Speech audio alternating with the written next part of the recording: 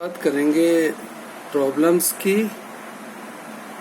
वो प्रॉब्लम्स हम डिस्कस करेंगे जो internal resistance, terminal potential difference and EMF इनके रिलेशन के ऊपर है। तो ये क्वेश्चन है, a cell of EMF 2 volt and internal resistance 0.1 ohm is connected to a 3.9 ohm external resistance. What will be the potential difference across the terminals of the cell? तो potential difference across the terminals of the cell the means हमें निकालना है terminal potential difference V। तो EMF की value यहाँ पर दी हुई है 2 वोल्ट, इंटरनल रेजिस्टेंस की वैल्यू भी दी है 0.1 ओम और एक्सटर्नल रेजिस्टेंस दिया है 3.9 ओम। तो हमें टर्मिनल पोटेंशियल डिफरेंस निकालना है। तो इसके लिए हम क्या कर सकते हैं, दो चीजें हैं, या तो हम I निकाल के रिलेशन निकालें V = E - IR, या फिर V = IR। तो R हमें पता है, हमें निकालना है I की वैल्यू। तो I की वैल्यू जो है E/R + R। अब यहां से हम वैल्यू रख देते हैं, तो कितना हो जाएगी 3.9 + 0.1 2/4। तो ये वैल्यू आ गई 0.5 एम्पियर। तो अब हम यहाँ पर V की वैल्यू इजीली कैलकुलेट कर सकते हैं IR से। फिर से लिखते हैं फॉर्मूला, 0.5 और एक्सटर्नल रेजिस्टेंस की वैल्यू थी 3.9 ओम। तो ये वैल्यू आ गई 1.95 वोल्ट। और देख सकते हैं, इस चीज को फिर से रिपीट करते हैं कि V जो है हमेशा E से कम होगा, EMF से कम होगा अगर करंट ड्रॉ कर रहे हैं सेल से। तो EMF 2 वोल्ट था, तो यहाँ पे टर्मिनल पोटेंशियल डिफरेंस की वैल्यू 2 से कम आई, 1.95 वोल्ट। अब हम नेक्स्ट क्वेश्चन लेते हैं।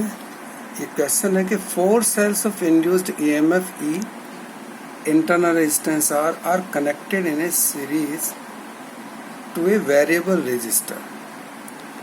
The following graph shows the variation of terminal voltage with current output. और ये ग्राफ है, x एक्सिस पे करंट, y एक्सिस पे टर्मिनल वोल्टेज या टर्मिनल पोटेंशियल डिफरेंस, और अलग अलग वैल्यूज दी हैं। जैसे करंट की 2 वैल्यूज दी हैं और उसके कॉरस्पॉन्डिंग टर्मिनल वोल्टेज की वैल्यू दी गई है। और हमको कैलकुलेट जो करना है, एक तो EMF कैलकुलेट करना है इस सेल का, और दूसरा है कि for what current has maximum power consumption आता है।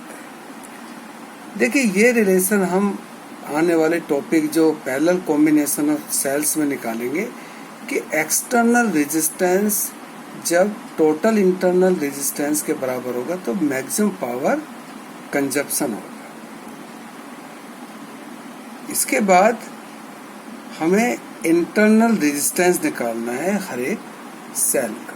तो ये 3 क्वांटिटी हमको निकालनी है। सबसे पहले हम EMF कैलकुलेट करेंगे हर एक सेल का। मान लीजिए कॉम्बिनेशन में 4 सेल्स हैं, there are 4 cells in series, तो नेट EMF हो जाएगा 4E। Now look at the graph. When the current is 0 on x-axis, current is there. So current is 0, then what is the value of terminal voltage? That is 5.6. और by definition current अगर 0 है तो terminal voltage is equal to the EMF। तो हम कह सकते हैं यहाँ पे कि 4E इज इक्वल टू 5.6। तो E जो एक सेल का EMF है उसकी वैल्यू हम यहाँ से निकाल सकते हैं 1.5 4 वोल्ट। इसके बाद सेकंड जो पार्ट है वो करंट जब मैक्सिमम पावर कंजप्शन होगा उसको निकालेंगे, लेकिन उसके लिए हमको जरूरत पड़ेगी इंटरनल रेजिस्टेंस की, तो हम थर्ड पार्ट पहले निकालते हैं। तो थर्ड पार्ट निकालेंगे पहले आर की वैल्यू, इंटरनल रेजिस्टेंस। तो यहाँ पे इंटरनल रेजिस्टेंस हमें निकालना है, तो हम ग्राफ पे पहले जाएंगे और देखेंगे कि किस तरह से हम एक्सप्रेशंस लगा के V equal to E minus I R का इसको निकालेंगे। तो देखिए यहाँ पे दो वैल्यू जो है वो करंट की दी हुई है, तो कोई सी भी यूज कर सकते हैं, या तो 1 या 2। मान लीजिए हम 1 एम्पियर के लिए लेते हैं, तो 1 के लिए टर्मिनल वोल्टेज या टर्मिनल पोटेंशियल डिफरेंस है 2.8 वोल्ट। तो यहाँ ये टर्मिनल पोटेंशियल डिफरेंस है 4 सेल्स का, तो ये एक तरह से हम 4V लिखे। अगर V एक सेल का टर्मिनल वोल्टेज है तो ये आया 2.8 वोल्ट, तो टर्मिनल वोल्टेज आ गया 2.8 अपॉन 4, दैट इज 0.7 वोल्ट। ई हम निकाल चुके हैं, तो एक्सप्रेशन हम लिख सकते हैं V is equal to E minus I R. यहाँ से अगर हम लिखें I R is equal to E minus V, या R इज इक्वल टू हम लिख सकते हैं E minus V upon I. E की वैल्यू हमने फर्स्ट पार्ट में निकाली थी 1.4 वोल्ट, यहाँ पे 0.7 और ये 1, तो ये वैल्यू आ गई 0.7 ओम। सेकेंड पार्ट में हमको निकालना था करंट, लेकिन ये कब निकालना हमको, मान लीजिए आई मैक्सिमम, जब पावर जो है वो maximum, consumption of power is maximum. और इसकी जो कंडीशन है, पावर तब मैक्सिमम होगी जब एक्सटर्नल रेजिस्टेंस की वैल्यू टोटल इंटरनल रेजिस्टेंस के इक्वल हो जाए। That is total internal resistance क्या होगा, all 4 cells are connected in series. Series में क्या होगा कि जो नेट रेजिस्टेंस है कैसे आता है, R1 plus R2 plus R3 plus R4, तो यहाँ पे कितना हो जाएगा, ये 4R। तो इस तरह से अब हम करंट की वैल्यू निकाल सकते हैं यहाँ पे। और करंट की वैल्यू क्या होगी, टोटल EMF, मान लीजिए हमने E डैश कहा, एक्सटर्नल रेजिस्टेंस और जो इंटरनल रेजिस्टेंस है। अब यहाँ पर E डैश कितना होगा, all 4 cells are in series, तो total EMF is 4 into E। इसी तरह से R is equal to 4R, और ये भी कितना है, टोटल इंटरनल रेजिस्टेंस 4R। तो वैल्यू आ गई यहाँ पर 4E upon 8R, that is E upon 2R।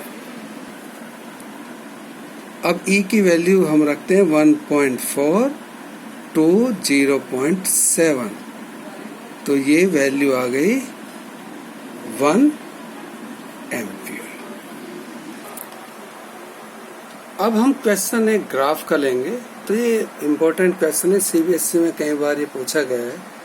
तो क्वेश्चन है कि a cell of EMF E and internal resistance R is connected across a variable external resistance.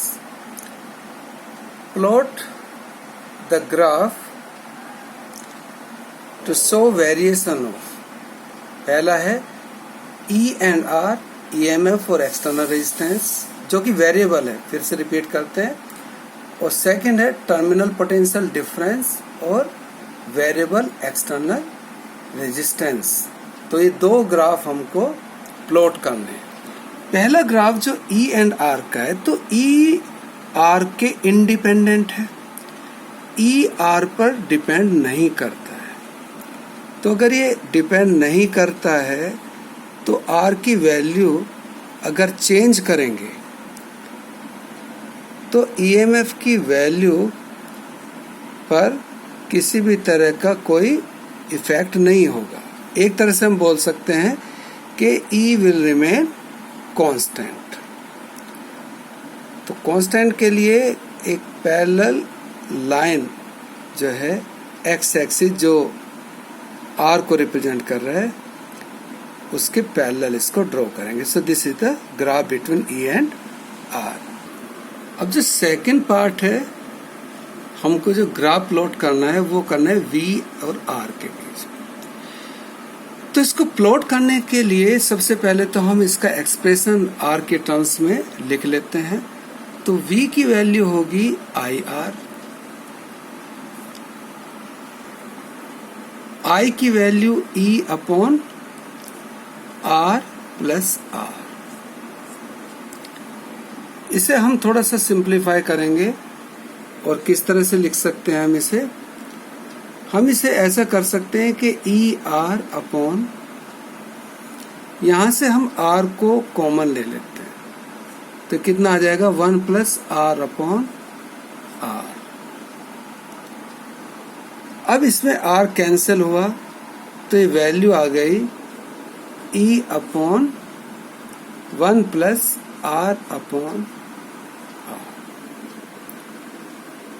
यहां पर E कांस्टेंट है, स्मॉल r भी कांस्टेंट है और R वेरिएबल है।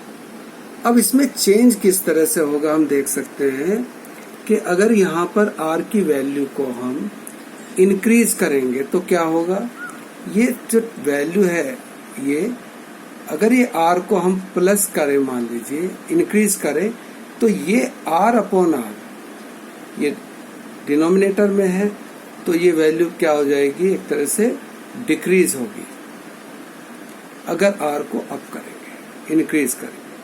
और अगर ये डिक्रीज होगी तो ये ओवरऑल वैल्यू डिक्रीज होगी। और E अपॉन, जो कि ये डिनोमिनेटर में है, तो ये पूरा जो वैल्यू है वो क्या होगा, इंक्रीज करेगा, ये वैल्यू इंक्रीज होगी। मान लीजिए इन बिटवीन R की वैल्यू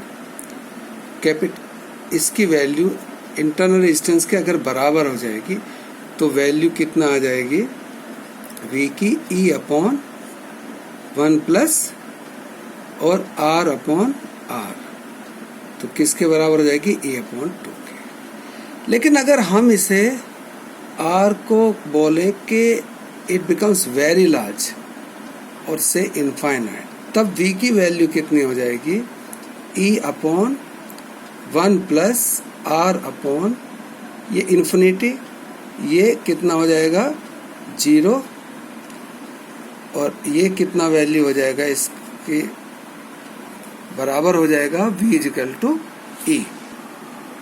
तो ग्राफ होगा इस तरह से, यहाँ पे R, यहाँ पे V। तो पहले चूंकि हमने दिखाया कि इंक्रीज होगा और जब लार्ज वैल्यू होगी R की, it becomes infinity, then it becomes parallel, और उस केस में इसकी वैल्यू किसके बराबर हो जाएगी, ईएमएफ ऑफ द सेल के बराबर इसकी वैल्यू हो जाएगी। तो इस तरह का ये ग्राफ प्लॉट कर सकते हैं V और R के बीच में।